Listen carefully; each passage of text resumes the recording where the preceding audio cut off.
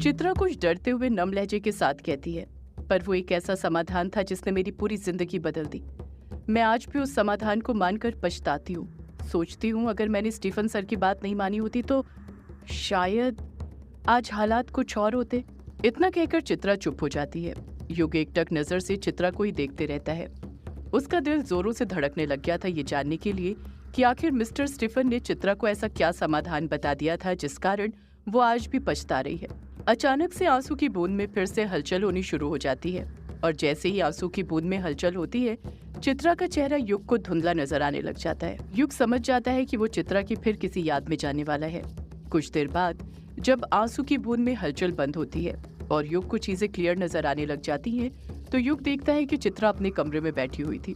वैसे तो उसको दूर से देखने पर उसके चेहरे पर जरा भी झुर्रियां नजर नहीं आ रही थी, पर उसे करीब से देखने पर उसके चेहरे पर कई सारी झुर्रियां नजर आ रही थी। चित्रा के बाल जो सफेद हो चुके थे, उन्हें छुपाने के लिए उसने उन्हें दुपट्टे से कवर करके रखा हुआ था। चित्रा काफी परेशान नजर आ रही थी और उसे देखकर ऐसा लग रहा था जैसे वो किसी के आने का इंतजार कर रही थी। चित्रा सोफे पर बैठकर बार बार अपने पैरों को आगे पीछे हिलाते जा रही थी। चित्रा वहां पर बैठी हुई थी कि तभी दरवाजे पर किसी की दस्तक होती है। बेल बजने की आवाज सुनाई देती है। चित्रा खुद से बड़बड़ाते हुए कहती है, लगता है वो आ गए। बेल की आवाज सुनते ही चित्रा हड़बड़ाहट के साथ अपनी जगह पर से उठती है और दरवाजा खोलने के लिए जाने लग जाती है। जब चित्रा दरवाजा खोलती है तो देखती है कि दरवाजे पर कोई और नहीं बल्कि मिस्टर स्टीफन खड़े हुए थे। उनका पूरा बदन पसीने से तरबतर था और ऐसा लग रहा था जैसे वो भागते भागते हुए वहाँ पर आए हों। दरवाजे पर खड़े होकर वो अभी भी जोर जोर से हाँफे जा रहे थे। मिस्टर स्टीफन को देखकर चित्रा बौखलाहट के साथ बोल पड़ती है, आप आ गए स्टीफन सर, मैं आपका ही इंतजार कर रही थी, आइए अंदर आइए। मिस्टर स्टीफन के अंदर घुसते ही चित्रा वापस से दरवाजा बंद कर देती है। चित्रा के मन के अंदर ढेरों सवाल चल रहे थे।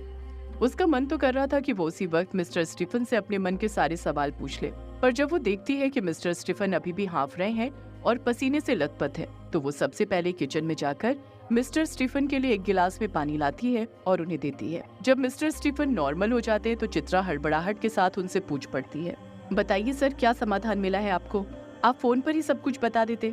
मिस्टर स्टीफन चित्रा के सवाल का जवाब देते हुए कहते हैं, फोन पर ये सब मैं तुम्हें नहीं बता सकता था चित्रा, न समझा सकता था। मेरा यहाँ पर आना बहुत जरूरी था, इसीलिए मैं यहाँ पर आया हूँ। चित्रा कुछ डरते हुए मिस्टर स्टीफन से पूछती है, ऐसा क्या समाधान मिला है सर आपको जो आप मुझे फोन पर नहीं बता सकते थे?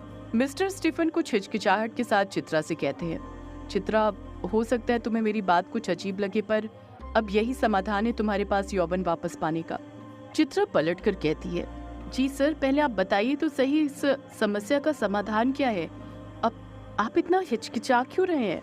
मिस्टर स्टीफन चित्रा को अच्छे से समझाते हुए कहते हैं, चित्रा, तुम एक डायन वंश से हो और तुम्हें अच्छे से पता होगा कि डायन जब भी किसी इंसान का शिकार करती है तो उससे उसे क्या फायदा होता है। चित्रा मिस्टर स्टीफन के सवाल का जवाब देते हुए कहती है, शिकार करने से डायन की उम्र बढ़ती है? मिस्टर स्टीफन तुरंत बोल पड़ते हैं, सिर्फ उम्र ही नहीं बढ़ती चित्रा, बल्कि उसे शक्तियां भी मिलती हैं और उन्हीं शक्तियों के साथ उसका यौवन भी बढ़ता है। चित्रा खामोश खड़ी रहती है और खामोशी के साथ ही मिस्टर स्टीफन की सारी बात सुनते रहती है। मिस्टर स्टीफन अपनी बात पूरी करते हुए कहते हैं, अगर तुम्हें अपना यौवन वापस पाना है तो तुम्हें बाकी डायनों की तरह शिकार करने पड़ेंगे, इंसानों को मारना होगा, तभी तुम्हें अपना यौवन वापस मिल पाएगा। चित्रा झट से पलटकर मिस्टर स्टीफन से कहती है, ये आप क्या बोल रहे हैं सर, मैं ऐसा कैसे कर सकती हूँ? जिन इंसानों के अब तक मैं साथ रही हूँ उन्हीं इंसानों को मैं कैसे मार सकती हूँ? आप शायद भूल रहे हैं, मेरे माता पिता ने मेरे लिए जान ही इसलिए दी थी ताकि मुझे उनकी तरह इंसानों की शिकार ना करना पड़े। मिस्टर स्टीफन बड़े नर्म लहजे के साथ कहते हैं, मैं जानता हूँ चित्रा, मैं सब जानता हूँ कि तुम्हारे माता पिता ने तुम्हारे लिए क्या किया और क्यों किया, पर उस रात जब तुम्हारा धर्मिका से आमना सामना हुआ तो उस रात धर्मिका तुमसे तुम्हारी शक्तियां तो नहीं छीन पाई, पर उसने तुमसे तुम्हारा सारा यौवन छीन लिया जो तुम्हारी माँ से तुम्हें मिला था। इसीलिए अगर अब तुम्हें तुम्हारा यौवन वापस चाहिए तो तुम्हें इंसानों के शिकार करने पड़ेंगे, उसी से तुम्हें तुम्हारा यौवन वापस मिल सकता है। चित्रा झट से पलट कर कहती है, नहीं सर, मैं ऐसा नहीं कर सकती हूँ, मैं इंसानों को नहीं मार सकती हूँ, चाहे मुझे बूढ़ी ही क्यों ना होना पड़े, पर मैं इंसानों को नहीं मारूंगी। मिस्टर स्टीफन इस बार पलटकर कुछ नहीं कहते हैं। चित्रा और मिस्टर स्टीफन के बीच खामोशी छा जाती है। चित्रा की परेशानी कम होने की जगह और ज्यादा बढ़ गई थी। उसके चेहरे से साफ समझ आ रहा था कि वो और ज्यादा टेंशन में आ गई थी। मिस्टर स्टीफन कुछ सोचते हुए कहते हैं, मुझे पता था चित्रा, तुम मेरी ये वाली बात कभी नहीं मानोगी। आखिर तुम बाकी की डायनों की तरह जो नहीं हो, तुम्हारा दिल बहुत साफ है, इसलिए मैं एक और रास्ता पहले से ढूंढ कर लाया था। पर फिर वो दूसरा रास्ता तुम्हें अपनाना ही होगा। फिर इसके अलावा और कोई रास्ता नहीं है मेरे पास इस समस्या के समाधान का।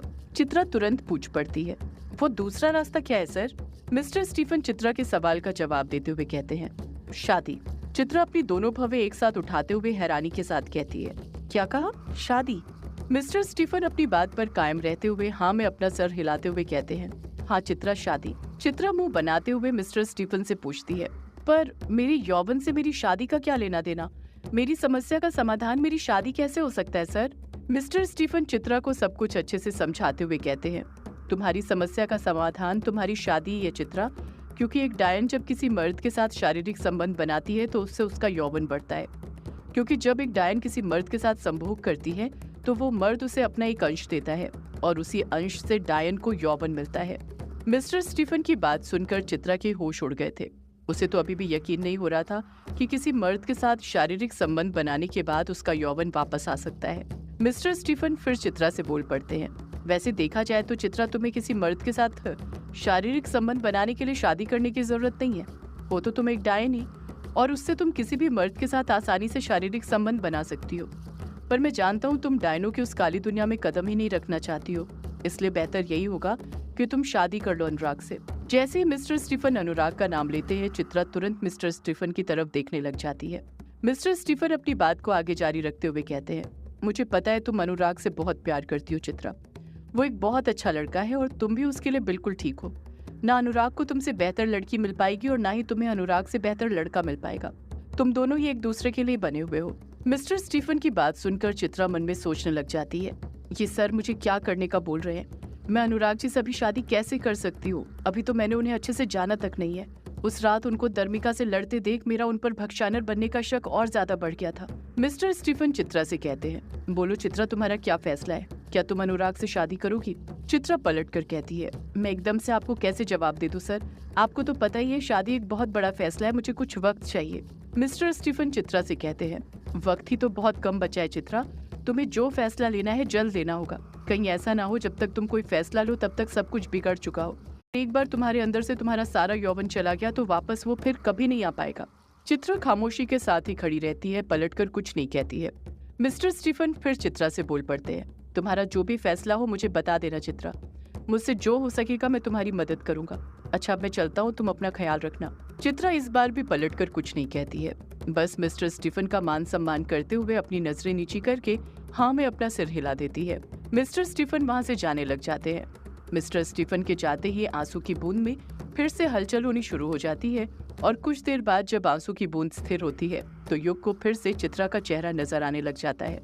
चित्रा युग से कहती है, युग बेटा, उस दिन मिस्टर स्टीफन तो चले गए थे पर मैं बहुत बड़ी दुविधा में फंस गई थी। मेरे समझ नहीं आ रहा था कि मैं क्या करूं।